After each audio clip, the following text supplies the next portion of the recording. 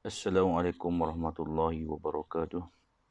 Alhamdulillahi rabbil alamin wassalatu wassalamu ala asyrafil anbiya'i wal mursalin wa ala alihi wa sahbihi ajma'in. Qala rabbi shrah li sadri wa yassir li amri wahlul 'uqdatam min lisani yafqahu qawli. Amma ba'd.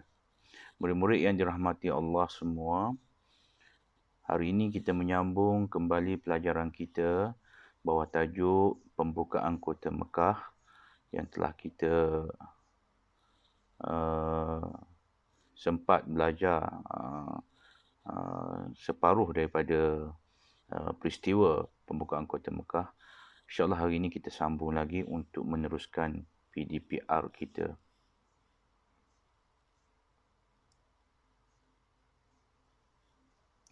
Baiklah.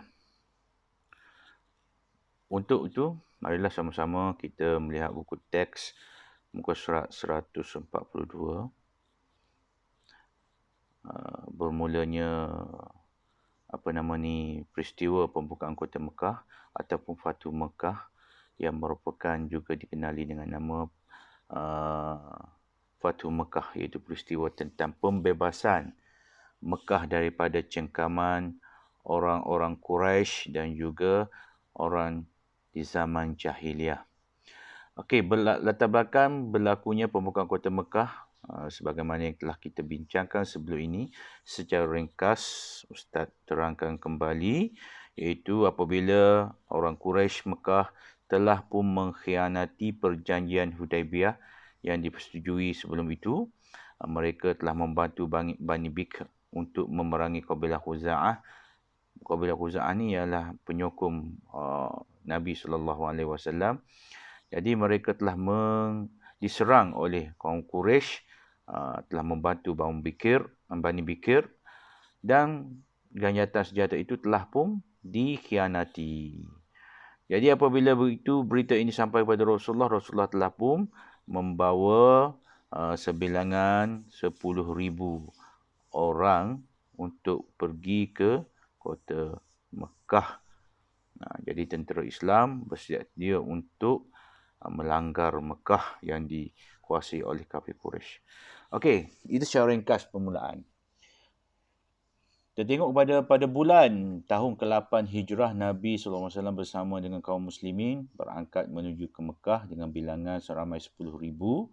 Kemudian sampai di Dammar Zahran, baginda memerintahkan kaum muslimin supaya membina khemah dan menyalakan obor api sebanyak yang mungkin. Tindakan ini menjadikan musyrikin Quraisy berasa gerum kerana hingga menyangka bilangan mereka itu ramai. Ini adalah strategi Rasulullah. Kemudian sesetibanya di Zultua, Rasulullah SAW merintahkan tentera muslimin dibahagikan kepada beberapa bahagian untuk masuk di pintu-pintu yang berbeza. Ini bagi merangkap ataupun memecah belahkan pertahanan orang Quraisy pada masa tersebut di dalam Kota Mekah.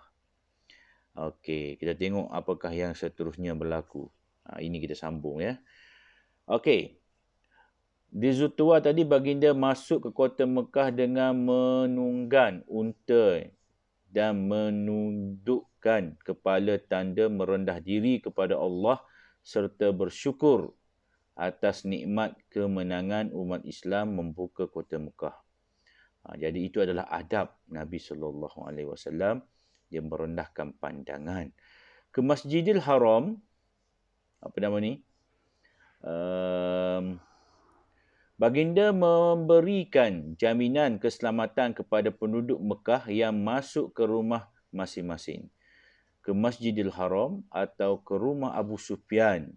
Jaminan keselamatan ini menyebabkan penduduk Mekah memilih keamanan dari berperang dengan kaum muslimin. Okey, sebelum berlakunya peristiwa pembukaan Kota Mekah, ya, semasa di Maruz Zahran, di Maruz Zahran. Maruz Zahran ni semasa menyalakan obor ni, sebenarnya Abu Sufyan, ini pemimpin Kota Mekah pada masa itu, dia telah mengintip mengintip tentera Islam. Tetapi telah ditangkap oleh para sahabat. Jadi apabila dibawa datang kepada Nabi, Nabi tak bunuh dia. Nabi tak penjarakan dia, tapi Nabi memberi dia jaminan. Kalau orang itu, orang-orang di Mekah masuk ke rumah Abu Sufyan, rumah dia lah, mereka ini tidak akan diperangi. Dan mereka yang duduk di Masjidil Haram, duduk dalam masjid pun tidak akan diperangi. Mereka yang duduk diam di rumah pun tidak akan diperangi. Kecuali mereka ni keluar daripada rumah, pergi menentang. Yang tu baru akan diperangi. Jadi, strategi Rasulullah menghantar Abu Sufyan supaya mengkhabarkan kepada penduduk Mekah bahawasanya mereka akan selamat jika tidak melawan. Jadi ramailah yang mereka tidak keluar. Hanya tentera-tentera yang masih lagi tidak sedar akan kekuatan tentera Islam saja yang ingin melawan. Okey, yang kelima, apabila tiba di Baitillah, apabila dah masuk, tak ada penentangan, cuma ada segelintir saja yang berlaku. Jadi apabila masuk tibanya di Baitillah, baginda melakukan tawaf dan memusnahkan 360 buah berhala yang ada di dalam dan di sekeliling Kaabah. Selepas itu baginda berucap di khalayak ramai tentang kebebasan dan kemaafan yang diberikan kepada musyrikin Quraisy atas kesilapan yang lalu. Akhirnya ramai dalam kalangan mereka bersetuju berbai'ah kepada Nabi SAW serta berjanji taat setia kepada Allah dan Rasul. Ramai pula yang menyatakan kesediaan untuk masuk Islam. Semasa pembebasan itu hanya berlaku sedikit saja pertempuran, iaitu pun di pintu masuk yang dipimpin oleh Khalid bin Al-Walid telah diserang tetapi akhirnya dapat masuk ke kota. Tidaklah berlaku sebarang peperangan yang besar. Okey, iktibar daripada peristiwa pembukaan kota Mekah, apa iktibar yang dapat kita ambil daripada peristiwa tersebut? Okey, yang pertama sekali, kita mesti yang pertama ialah membuat perancangan dengan teliti sebelum melakukan sesuatu dan melaksanakannya dengan bersungguh-sungguh. Rancang dengan teliti dan apabila nak buat dengan bersungguh-sungguh. Yang kedua, mencontohi akhlak baginda yang tawaduk dan sentiasa bersyukur. Tengok, Nabi bila dia masuk kota Mekah, dia tunduk kerana itu adalah rumah Allah. Baitillah bermaksud rumah Allah. Dia tawaduk, dia merendah diri. Seterusnya, menjadi seorang yang pemaaf. Sifat Nabi, dia memaafkan orang yang tidak menentang Islam. Dia tidak dendam. Rupakan kisah yang lalu. Dan akhir sekali, mengamalkan sifat sabar dalam kehidupan. Tidak boleh gelojoh, tidak boleh mudah melenting. Kita kenalah sabar dalam kehidupan. Jadi itu adalah antara iktibar yang boleh kita ambil. Sebanyak 4 iktibar yang perlu kita contohi baginda Rasulullah SAW.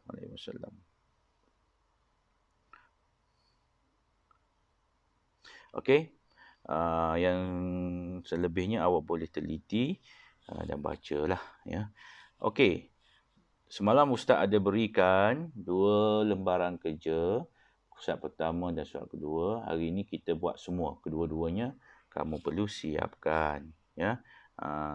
PDF tu siap dan hantarkan kepada Ustaz bila sudah siap. Jadi, jika ada sebarang permasalahan, bolehlah kontak Ustaz melalui WhatsApp. Dan tinggalkan soalan di sana. Ustaz akan jawab, Ustaz akan terangkan kepada kamu. Sekadar itu dulu untuk hari ini. Wabillahi taufiq wa hidayah. Assalamualaikum warahmatullahi wabarakatuh.